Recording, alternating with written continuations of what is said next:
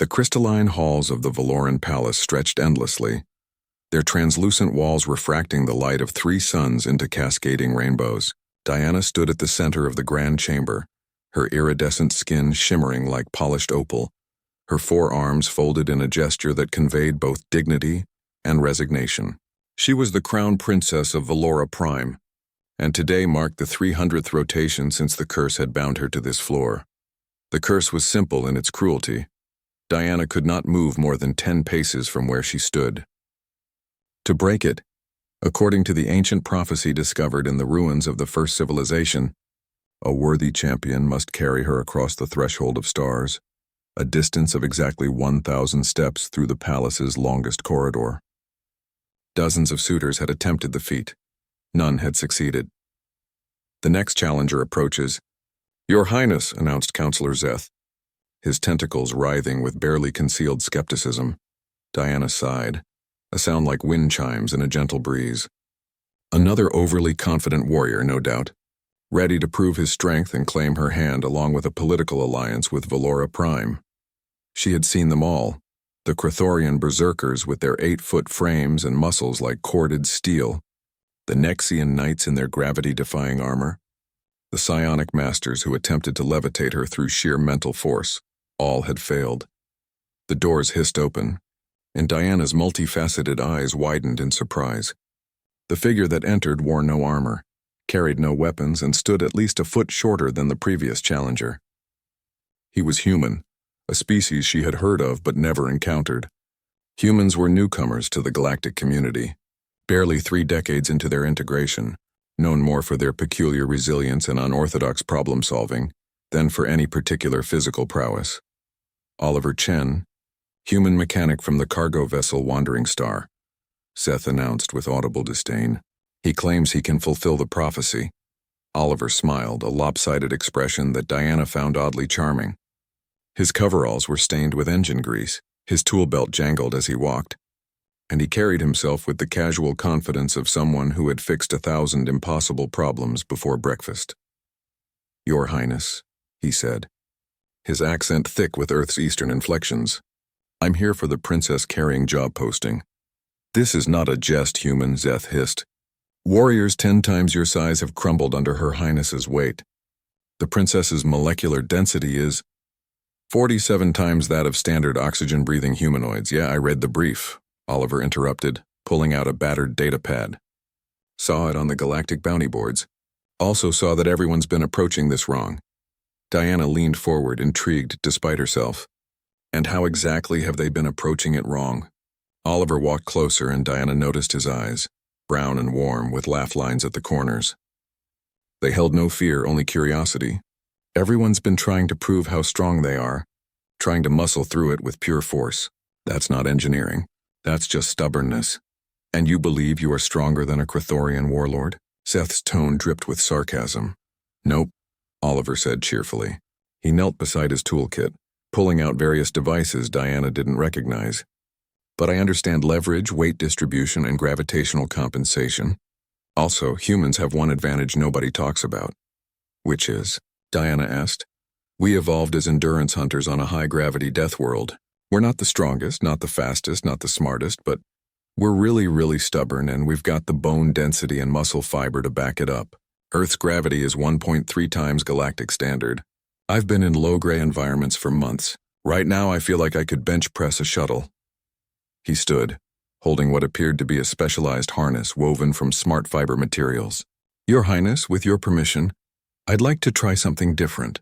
This harness will distribute your weight across my entire skeletal structure, not just my arms.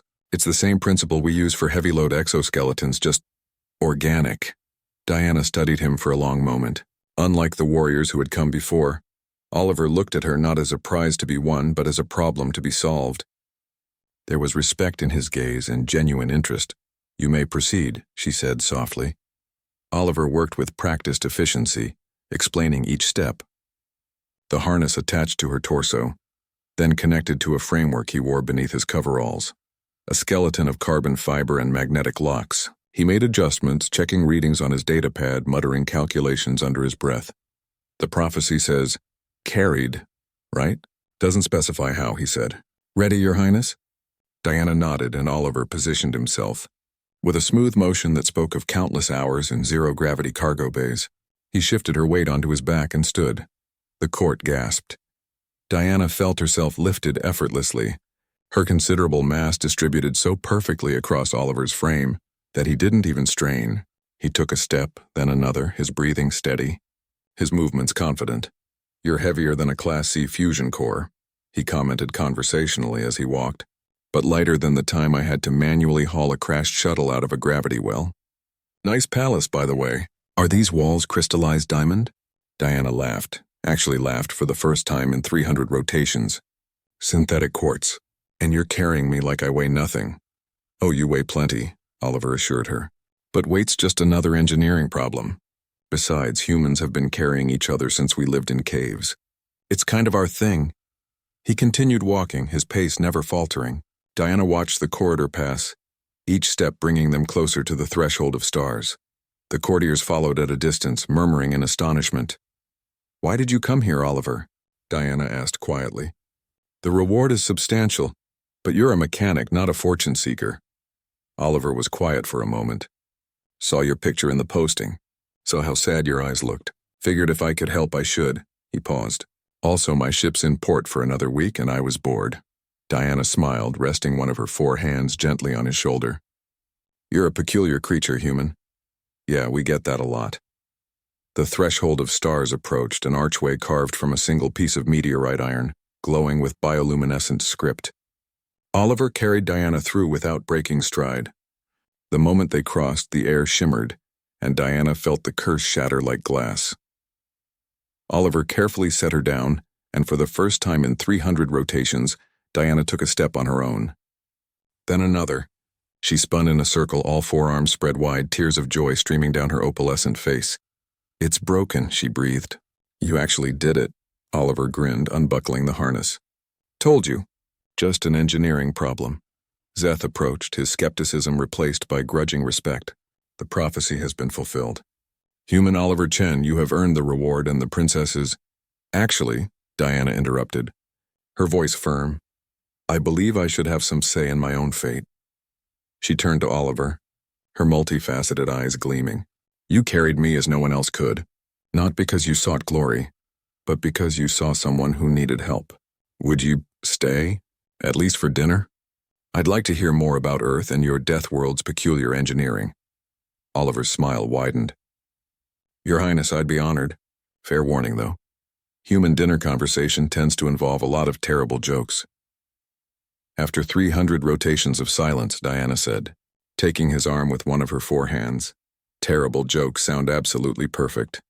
As they walked together through the palace, Diana on her own feet, Oliver at her side, the court watched in wonder. The prophecy had spoken of a worthy champion, and they had expected a warrior.